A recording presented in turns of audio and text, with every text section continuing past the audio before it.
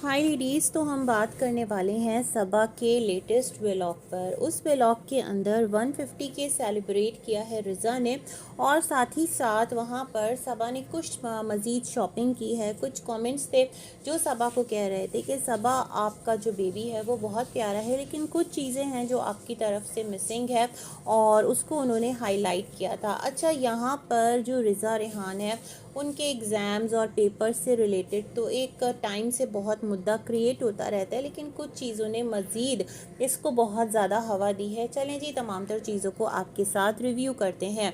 सबा ने एक न्यू घर लिया था, जो कि कहा था कि जो मम्मी पापा आए थे, मम्मी पापा अम्मा अब्बा जो भी सबा के इन लॉज हैं बेसिकली, वो घर उनके लिए लिया गया था। और अभी जिस तरह सबको ही पता है कि रमज़ानुल मुबारक की आमद है, तो इन डेज़ में जो वो घर है उसका काम शुरू हुआ है। एवरी टाइम तोड़ फोड़, ये बड़ा अजीब लगता है ना। लेकिन क्या है कि जो फ्लैट्स हैं वो एक पर्टिकुलर पैटर्न पर बने रहते हैं किसी भी एक बिल्डिंग में, जितने भी अपार्टमेंट्स होते हैं। लेकिन फिर जब आपकी वो ओनरशिप आ जाती है तो फिर आप पर डिपेंड करता है कि आप उसको रेनोवेट करें, रीडिज़ाइन करें, जिस तरह से करें। लेकिन मैं ये सोच रही थी कि जो तोड़ फोड़ है वो कितना इरिटेटिंग होती होगी ना। मतलब जो लोग आपके फ्लोर के नीचे रहते हैं स्पेशली, वो कितना ज़्यादा डिस्टर्ब होते होंगे, उनके लिए कितना मुश्किल होता होगा ये तमाम तर चीज़ें टैकल करना। उनका नींद, चैन, आराम, सुकून, ये तमाम तर चीज़ें बहुत ज़्यादा उन्हें बॉदर करती होंगी। थोड़ा सा वो दिल में परेशानी भी फील करते होंगे, बट क्या कर सकें, कह नहीं सकते ना, किसी को रोक नहीं सकते कि आप ये काम मत करो। मगर मुझे लगता है कि आप लोगों का जो भी अपार्टमेंट है, बिल्डिंग है, वहाँ पर कुछ तो ऐसे रूल्स एंड रेगुलेशन होंगे। जाहिर सी बात है, एक निस्बतन बेटर एरिया है तो सोसाइटी पूरा एक मैनेजमेंट वहाँ का काम करता है कि वो इस चीज़ को यकीनी बनाते होंगे। कुछ पर्टिकुलर आवर्स हैं जिसमें आपको काम करना है, जिसमें आपको काम नहीं करना। तो ये तमाम तर चीज़ें मेरे जहन में थी। काफ़ी कुशादा, काफ़ी खुला खुला वो फ्लैट जो है वो भी डिज़ाइन किया जा रहा है, और सबा उसमें अपने आइडियाज़ लगा रही हैं। अपनी अम्मी को लेकर गई, अम्मी ने कहा हाँ बहुत अच्छा है, और इस तरह से और उस तरह से स्लाइडिंग डोर नहीं लगेगा। ये तमाम तर सिलसिले जो कि एक उनका अपना विजन है। तो जब बन जाएगा तब हम देखेंगे। थोड़ा सा बस शॉपिंग करने गई और कहने लगी, क्योंकि हम जो है हर थोड़े टाइम बाद जो घर का डेकोरेशन है उसको चेंज करते हैं। हाँ, यही तो ऑडियंस बोल रही होती है कि भाई आप लोग इतना चेंज करते क्यों हो।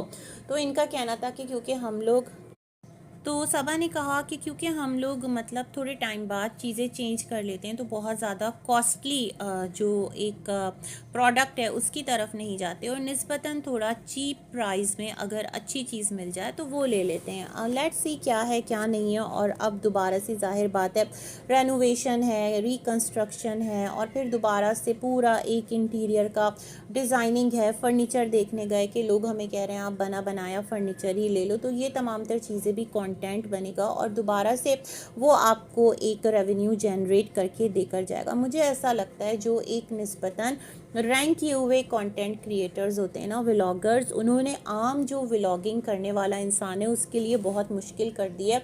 क्योंकि जो लोग हैं वो इन्हीं तमाम तर चीज़ों को ना देखने के आदी हो जाते हैं। उन्हें एवरी टाइम बड़े से बड़ा घर, अच्छे से अच्छा फर्नीचर, अच्छे से अच्छी लग्जरियस लाइफ देखने में इंटरेस्ट बहुत ज़्यादा बढ़ जाता है। और इस तरह एक जो नॉर्मल, एक जो सादा सा इंसान है जो कि ज़ीरो से स्टार्ट कर रहा है, जब वो आता है व्लॉगिंग की फील्ड में तो उसे बहुत ज़्यादा चैलेंजेस का सामना करना पड़ता है, क्योंकि वो उस लेवल का कंटेंट सामने ऑडियंस को नहीं दे पाता। ये वाली बात भी है। साथ ही साथ जो रिज़ा के 150 के सेलिब्रेशन का उसने एक लगाया हुआ था, उसने कहा बहुत टाइम हो गया था तो हमें लगा कि ये हमारा नहीं है। सबा को कहा कि शायद कि तुम्हारा होगा, लेकिन फिर ये बेसिकली रिज़ा के इंस्टा पेज के लिए आया था। यहाँ पर सबा थोड़ा सा गिला कर गई कि हमेशा जो लोग पीआर पैकेजेस भेजते हैं वो पहले सबा से परमिशन लेते हैं, but this time direct Riza के पेज के लिए एक आ गया, क्योंकि 150 के का मौका था और बहुत बड़ा एक गिफ्ट हैम्पर आया है एज सच। तो जो इनकी अम्मी है सबा की, वो भी मुबारक दे रही थी कि तुम्हारा काम तो हम जानते हैं बहुत अच्छा है, तुम बहुत अच्छी बेकिंग करती हो, कुकिंग करती हो। फिर यहाँ पर जब स्टडीज़ को लेकर बात हो रही थी तो यही कहा कि रिज़ा ने अभी हमने 1 महीने का गैप लिया है और फिर उसके बाद दोबारा से पेज पर एक्टिव होंगे। ये तमाम तर सिलसिले, और उसके साथ ही साथ जो कमेंट करने वाले हैं वो यहाँ पर रिज़ा की स्टडीज़ को लेकर दोबारा से वो एक अपना जो एंगर शो करते हैं, अपना जो एक क्रिटिसिज्म शो करते हैं। उनका कहना था कि एवरी टाइम तो तुम यहाँ पर बिज़ी रहती हो, तुम्हारे पास अम्मी का फ्लोर है, मतलब नीचे तुम्हारी जो खाला हैं, सबा की अम्मी, वहाँ बैठकर तुम आराम से स्टडीज़ कर सकती हो, बट तुम एवरी टाइम इसी पोर्शन में पाई जाती हो। ऐसा क्यों है? तुम अपने फ्यूचर के साथ खेल रही हो। भाई मुझे ऐसा लगता है कि ये सारे इन तमाम तर चीज़ों से अवेयर हैं। इन्हें पता है कि सोशल मीडिया पर आगे जाकर जो आपका फाइनेंशियल एक स्टेटस है वो बेस्ट हो सकता है, तो दैट्स द रीज़न इनका फोकस पूरा का पूरा सोशल मीडिया की तरफ है। और रिज़ा, मुझे ऐसा लगता है, वो अगर इनपुट दे रही है ना, सबा के साथ काम कर रही है, तो अब आप देखें उसका अपना पेज ग्रो कर रहा है, तो जाहिर सी बात है जो उनकी अम्मी है, बेटी खाला, वो भी बहुत ज़्यादा खुश दिखाई दे रही थी, क्योंकि उन्हें भी लगा होगा कि उनकी जो बेटी है अब उसके लिए एक अर्निंग का पैटर्न खुलेगा। अब पता नहीं कितने टाइम तक जो रिज़ा रेहान है, बेसिकली रिज़ा ज़्यादातर है, वो सबा का कंटेंट बनती है, सबा के लिए हेल्पिंग हैंड बनती है। लेट्स सी, टाइम के साथ बहुत कुछ चेंज हो भी सकता है। फिर यहाँ पर जो सनी है, उसने कैमरा घुमाया और दिखाया कि रिज़ा पढ़ रही है और बहुत बुरी तरह से पढ़ रही है, मतलब उसको टाइम ही नहीं मिल रहा। तो उसने कहा भाई एक मंथ इसे पढ़ना, एग्ज़ाम्स नज़दीक हैं। वो भी लोगों ने कहा कि एग्ज़ाम्स हैं और ये पढ़ती तो दिखाई नहीं देती। तो सनी ने कहा यहाँ पर कि अगर पूरा ईयर पढ़ लेती तो इस बार तुम्हें इतनी मेहनत नहीं करनी पड़ती। अब ये आप सबा को टॉन्ट करें, क्योंकि सबा से जब ये कहा जाता था तो सबा कहती थी कि नहीं ये पढ़ती है, और सनी कह रहे हैं कि पूरा साल तो ये पढ़ती नहीं है। अब सवालिया निशान है आप दोनों के स्टेटमेंट पर कि किसके स्टेटमेंट को सही माने। अब तो प्रूफ के साथ सनी ने दिखा दिया ना कि बस 1 महीना है और ये अभी के अभी मतलब सर खुजाने की भी फुर्सत नहीं है, इतना ज़्यादा बिजी है। लेकिन थोड़े टाइम बाद फिर वो दोबारा से सबा के व्लॉग्स में हमें एक्टिव नज़र आई। तो ये तमाम तर सिलसिले हैं, दैट्स द रीज़न कि जो ऑडियंस है वो आपको कमेंट्स कर रही होती है, वो आपको कॉल आउट कर रही होती है कि दिस इज़ द पॉइंट जो कि आपके वीडियो में मिसिंग है।